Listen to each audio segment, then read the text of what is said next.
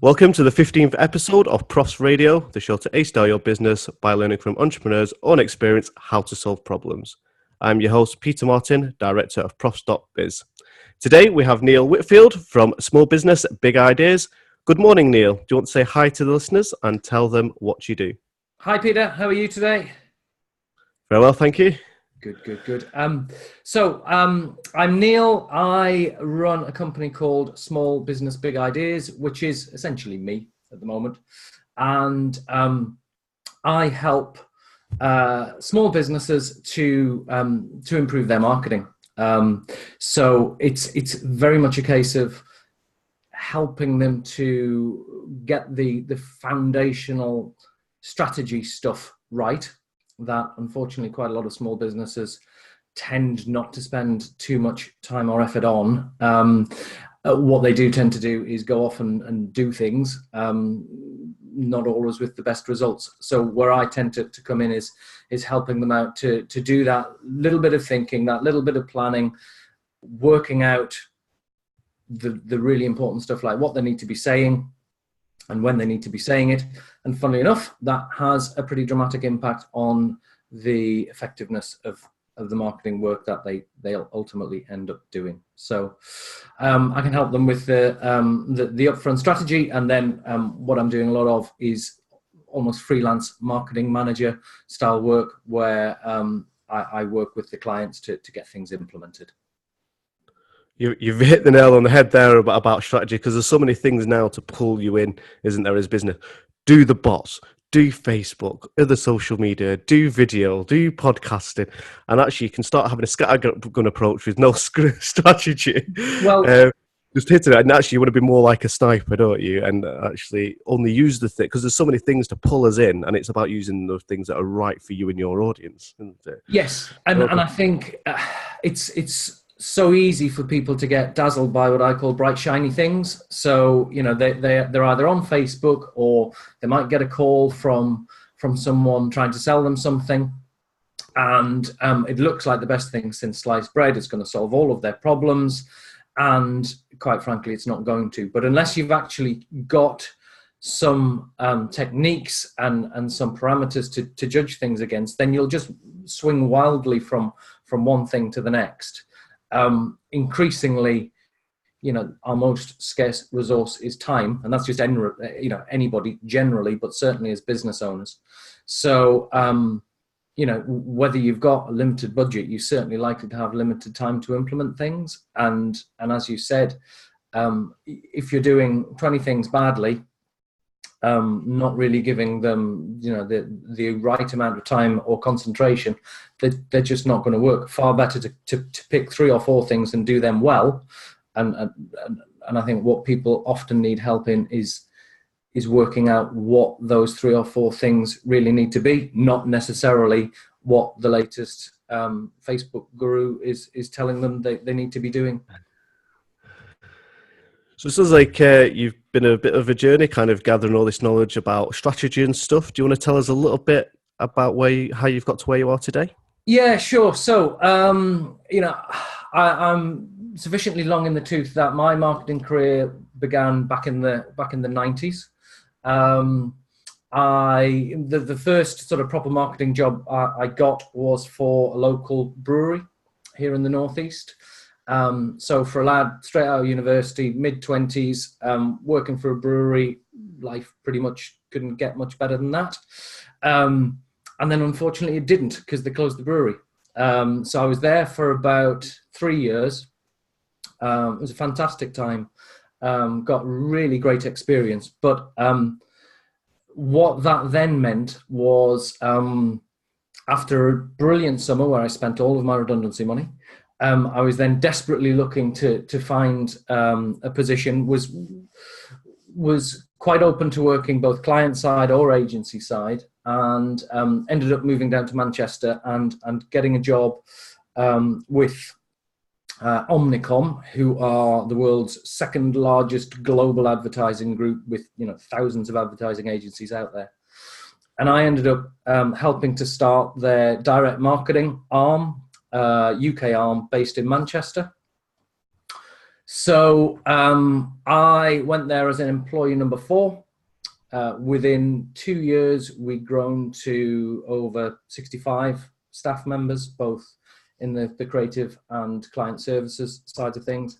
And, that gave me great experience working on a really broad range of clients. One thing that I do, I often make a joke out of is saying that I helped launch the Rolls Royce Phantom in the UK. And I also helped launch Rustlers microwave burgers and pretty much everything in between. So that exposed me to a whole load of marketing disciplines. We tended not to be pigeonholed in doing one particular aspect. So that meant that we were very much coming at it from the strategic angle and working alongside other agencies to implement integrated campaigns. So that was where I cut my teeth, really. And whilst it didn't feel like it at the time, being made redundant from Vaux was probably the best thing that could have happened to me. So you've mentioned obviously 2 very different products there, high-end Rolls Royce, Yeah. to your kind of pound burgers that go in a microwave. Yeah. Would you say that the process for marketing is the same? Have you developed a process, and no matter what the product is, that you can still do it? Or is it do people need to be conscious that actually the different products will have a different process? No, I think fundamentally the process remains the same. And the key to that is identifying, who the target audience is, and let's be blunt, what's going to be of interest to them. Once you understand that, then the tactics to actually deliver the stuff, that's where you get the variance. But ultimately, you have to get a message out there to your audience. Most people are, not sat there actively waiting to be marketed to. So in simple terms, you need to make sure that whatever you're putting out there is going to be at least more interesting than what they're currently doing. And really, having captured their attention, it then depends on what your objectives are as to how aggressively you may want to market your product or service. I mean, the Rolls Royce campaign was particularly interesting because we had strict instructions from BMW, who'd recently bought Rolls Royce, that they wanted help in launching the Phantom in the UK, but absolutely didn't want to be seen to be marketing it, because that would almost devalue the brand, and people would question why Rolls Royce would be doing something so demeaning as actually going out and marketing their product. But at the same time, they actively wanted to do that. So that meant we had to think quite creatively about how we did that. At the time, Malcolm Gladwell's Tipping Point book had just recently been released. So the campaign that we devised was very much about getting in front of influencers before. This was 1993 or 4 probably. Sorry, not 1993 or 4, 2003, 2004. So this is before influencers as we understand them now even became a thing.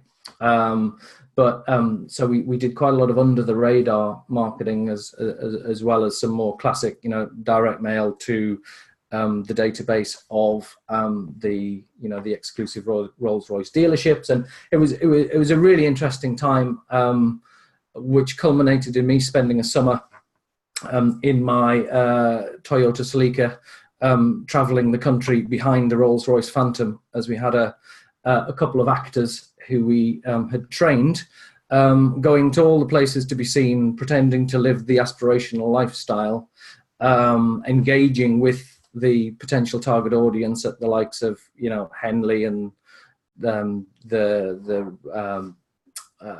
boat race and all of the society dues and things like that. Really sort of just getting the product in front of the target audience, but in quite a creative way. So there you go, listeners. No matter what your product is, as long as you follow the right marketing process, whether it's a microwavable hamburger or a high-end car, you can market it.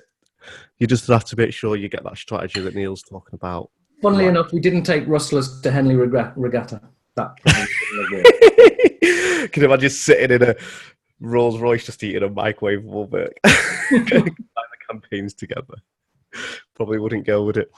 There we go. So you've obviously been around the block a little bit, kind of working for international large agencies, running your own business. I'm guessing you've come across a challenge or two within that career. Is there a particular challenge that you could share with us?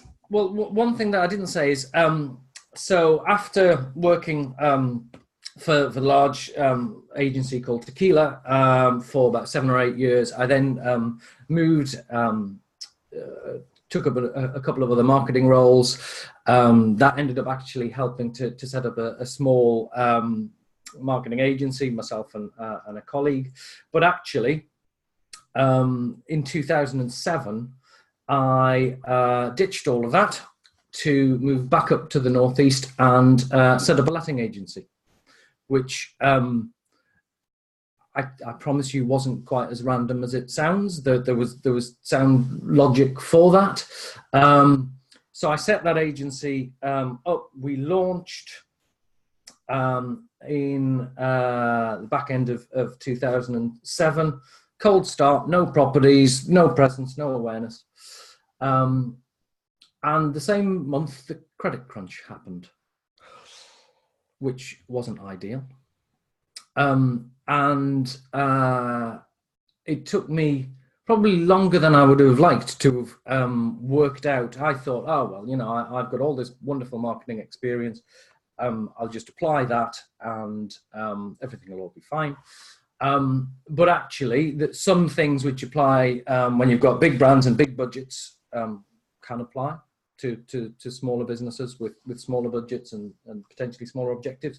And other things just plainly don't work. So I learned the hard way that the things that do work and the things that don't. And I think one of the only reasons that we were actually able to see through that very, very turbulent time was I was able to outthink a lot of our competitors who were well established. They were throwing money at it. They were trying to buy market share. And I clearly couldn't compete on those terms. But I was able eventually to outthink them and focus very much in terms of quality and service. And again, probably a little bit of it in advance of when it became very popular to do so. You know, we started very actively soliciting, 5-star Google reviews, whatever Google called it back then, and basically building the business on reputation rather than just aggressively price cutting or doing it that way. So that was, a great learning experience. I had that business for 10 years until selling it in 2017 to now do what I'm doing now. Thank you very much for sharing that challenge. Before we find out a little bit more about how it was resolved, I'd like to take a minute to let the listeners know of our community, Entrepreneur Profs, where you can meet other entrepreneurs and learn from them, as well as find the tools that we recommend. Just go to entrepreneur.profs.biz. You can also join our free Entrepreneur Profs Facebook group.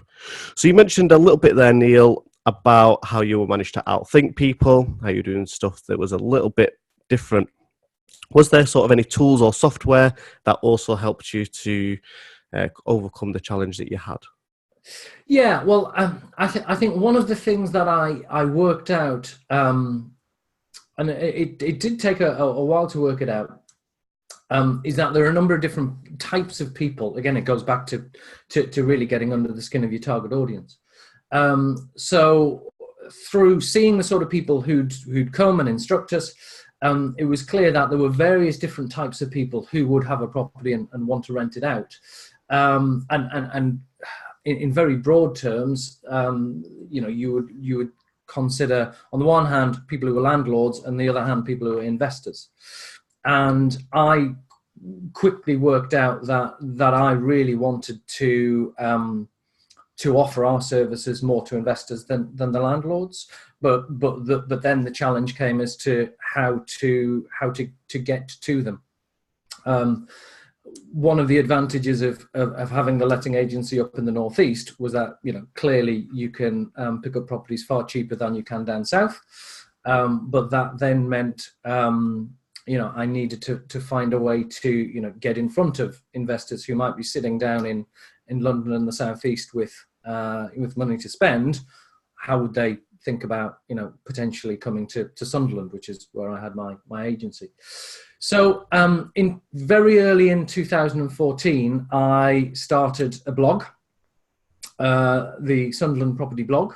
And whilst I've got a background in marketing, I'm in no way creative or technical or anything like that. I very much came from the client services side rather than being a designer or able to actually do anything. So the one tool that helped me very much at the time was Blogger. The website, because my lettings business was part of a franchise, so the big shiny website was really dealt with not by me. So I needed to find something which was very simple and was able to be used by me very quickly. The fact that there wasn't a cost was a bonus, and it just helped me to get that blog out there. And that was really the foundation for everything that really came after that in terms of the marketing of the agency. So the blog would be the central point that we would direct people to. I then used things like MailChimp to send links out to it. We would take pieces from the blog and get that printed up into quite a nice A4 folded booklet that we would send out both to prospects, but also the local, professionals, solicitors, accountants, those sort of people. But really, the fundamental of all of our marketing activity was that one focus on the blog, and I think Blogger was a great tool for that. I could have gone down the WordPress route, but at the time, I just thought it was probably that was more than I needed at the time. So that was something that really helped me. I'm surprised Blogger never became more popular, actually, with it being a Google product. And obviously people do it for SEO. Yeah. But I think kind of WordPress took over. Yeah. I mentioned the word Google, so my little speaker went off. I forgot it was always listening. I just want to touch on something you mentioned before, because it's something that I think is really crucial. And actually, to me, it's the first step of marketing. Before you even consider spending money on things like SEO and websites and stuff, and it's reputation management. You were talking about how reputation was key. Yeah. And actually, if you look at Google, the first results is a little map and about 3 businesses, all with ratings. And people look at that and, they see 50 reviews with 4 stars, you're more likely to get a click. Yeah. If you've got 5 stars, but only a couple of ratings, you're probably not going to get clicked. But it's much easier to get there than it ever is to get on the rest of the page one, which comes under that. And I just don't think people manage. I mean, there's so much software out there as well that does it to help you manage kind of reviews across the board. And if it's a complaint, it comes to you in a contact form. But if it's positive, it gets put out publicly. And I think people are missing a trick that everyone's trying to get to the top page of Google and are just forgetting about reputation management and actually how crucial what you touched on there. Solicit people to give you reviews, give you feedback. Not only does it help you adapt your marketing, but that's putting you on the map. Someone puts in marketing Newcastle or Sunderland, where you're from. There's a very good chance you could end up there just because of reviews. And I'm always back about how many people miss it out. using the current example, I mean, my business, the business I'm currently in, is relatively new, and obviously organic SEO takes time to filter through. But I have again made a conscious effort to scoop up Google reviews. I've got I think half a dozen on my Google business page at the minute, and it's I think it's typical.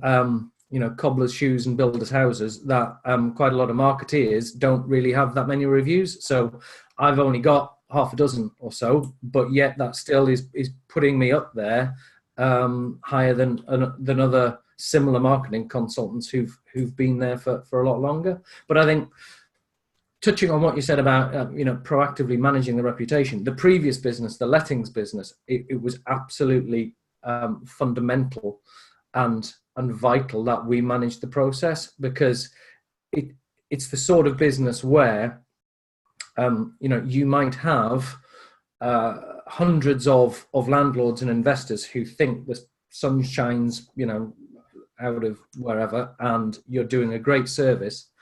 But if at the same time, as will inevitably happen, a tenant has got a bit aggrieved that you've asked them to pay to get the carpet cleaned, or it's taken 3 days to get the part, and during which time the boiler hasn't worked, none of which you can do anything better than your best. Those tenants at drunk o'clock at night on a Friday can very easily go on and wreak havoc with your reputation by leaving very inflammatory negative reviews, and they will do that come what may, even if you're offering the best possible service. It's a fact in that industry. So what you've got to do is make sure that you outbalance the negatives with positives, and make sure that if you have delivered a wonderful experience to a tenant, well, get them to do something. If you have just let a property very quickly, and previously the landlords had great trouble in getting it let, well, make a point of getting them to do that review, because left to their own devices, people don't leave positive reviews. You've got to actively solicit them. There used to be a saying, I've mentioned it on this podcast before. I think the saying used to be, if they've had a good experience, they tell 3 people. If they've had a bad one, they tell 10. Yeah. But now with social media, they're telling hundreds or thousands of people. And so it's even more crucial to manage that process, really. But I think it is okay to get negative reviews. In fact, it can be more encouragement when they're seeing people responding. So if you are managing it and actually responding to that, and people are seeing that you are genuinely interested when things go wrong, and I think that still encourages them to buy, as long as your overall reviews are obviously good, because nobody expects. I don't think people expect perfection. No, they don't. And I think if you've only got 5-star reviews, and there aren't any sort of chinks in the armor, then people will start questioning, are these all genuine? I think when you do inevitably get the reviews which aren't so good, I think the danger is in trying to engage with that person there on that public platform. I think you need to acknowledge it and be seen to be taking it seriously, but sometimes you can never win an argument with an idiot, and it's best to have that conversation offline, because you don't know whether you could go back and put your point across and then they go, oh, actually, yeah, you've got a fair point, or very much the reverse. It ends up in 6 pages of he said, she said on social media, which are never going to look good. No, that's never right. If you are responding, it's definitely, obviously, I'm sorry, that something's gone wrong. Just to let you know, we've sent you an email on such a date. Please, can you respond if you haven't already? Because we'd like to resolve this. And that way you don't get to he said, she said. But people are seeing that you are obviously responding and you are generally sorry. Yeah. So I'm glad that you picked up reputation in there Yeah, because it's something absolutely. that I think is quite crucial within digital marketing. So what is your top tip for entrepreneurs who are struggling with marketing ideas, since the name of your business is Small Business, Big Ideas? Well, I think I've touched on it already a couple of times, but I think that the key thing is people spend too much time thinking about the where, in terms of where they get their message. You know, oh, I'm doing some Facebook ads, or I'm doing some Google pay-per-click, or I'm putting an advert in the paper. That is important, but I think what you should spend time thinking about before that is the what, in terms of the message. And I think what people don't spend enough time thinking about is what that message needs to be, tied in with where the people are in terms of their consideration process. If you're buying a stick of chewing gum, then you're not really going to devote a great deal of thought into that, because the real reason that is, if you buy a stick of chewing gum and it's awful, well, you know, it's not going to ruin your day, let alone your life. You spend more time thinking about higher value purchases, such as a house or something like that, because obviously, you know, there is a bigger risk should you get it wrong.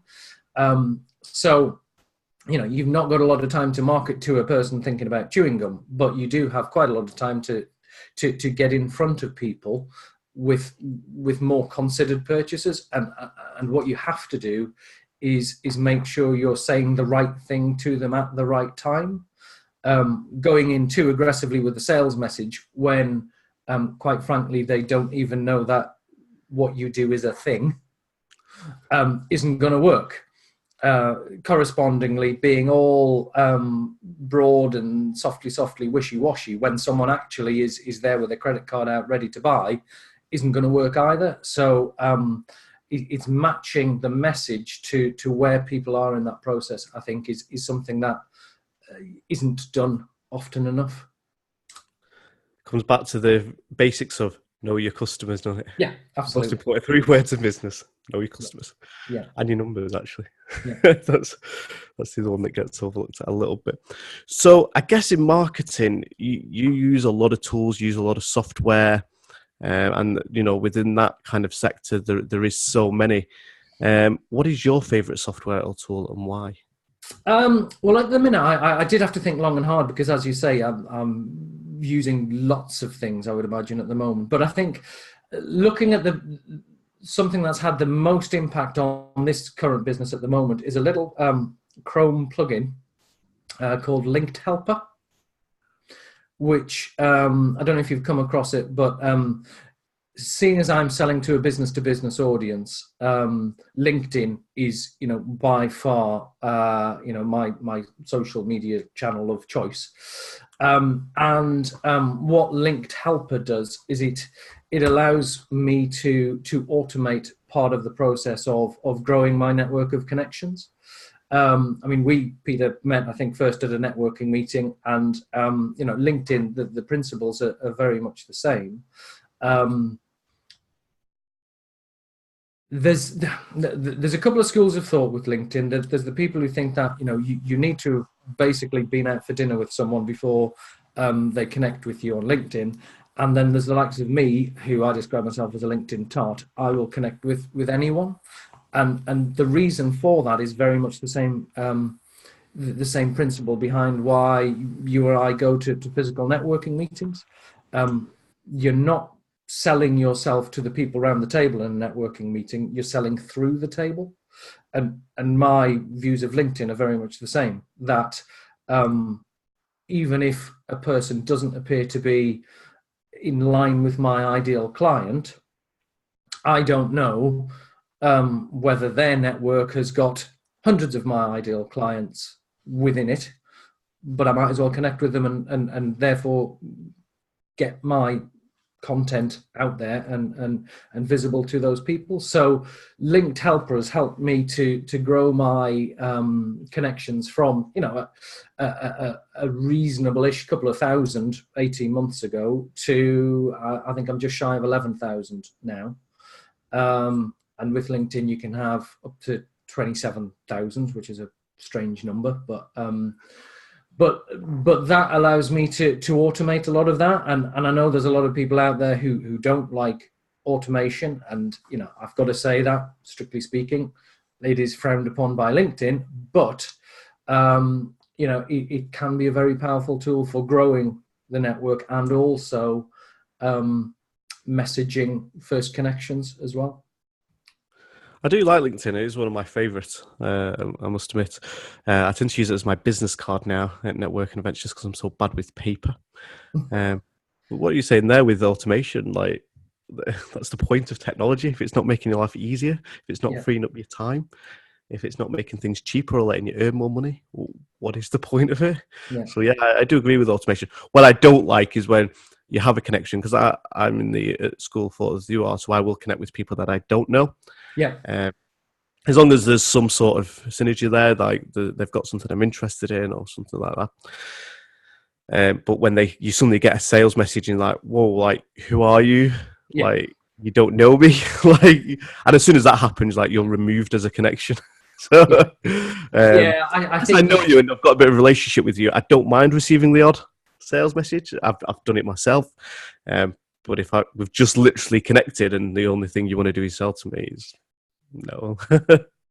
No, but I think I help clients with their LinkedIn profiles and making connections and things like that. And I think a lot of the time, you've got 140 characters for your headline on LinkedIn, and that's a great way. It's almost like your 60-second pitch or whatever to demonstrate to whoever you're seeking the connection with that actually there will be benefit in connecting. Yeah, it's always worth saying that. So I like asking people, why have you connected? What is it you do? Just learning. There's one person that I won't ever add on LinkedIn, and that's recruiters, because it just floods your timeline with jobs. Same with letting agencies, and it just kind of hides all the other content. So that's kind of my only little red line. Well, I don't know. My own personal view is if you are seeking, let's say contacts in, using letting agents as an example, one of the best people to add to your connections would be a recruiter specializing in the letting industry, because he or she is likely to have lots of letting agents as their connections. So sometimes I think you just have to suck it up and see the benefits of getting access to their network. True, very true. Can't argue with that one. So just before you go, how can people connect with you, and who would you recommend we interview for this podcast? How they connect with me? Very easy. LinkedIn. So I would direct people to my LinkedIn page, and I will be very happy to connect with anyone there. Who I would recommend? I've got a great relationship with Duncan Yellowlees, who is also based in the Northeast. He is a presentation skills expert, and a really fun, engaging guy. And I think he would be very an interesting guy to have on the podcast and deliver great value. I think I might have him on LinkedIn, actually, speaking of LinkedIn. Probably, more than likely. He's quite active. Right. Well, thank you very much for coming on the podcast and giving all the value that you've given today. Hopefully people will now go away, start thinking about their marketing strategy and apply some of the tips that you've given. Remember, listeners, to check out our community and Facebook group. Go A-Star Your Business today.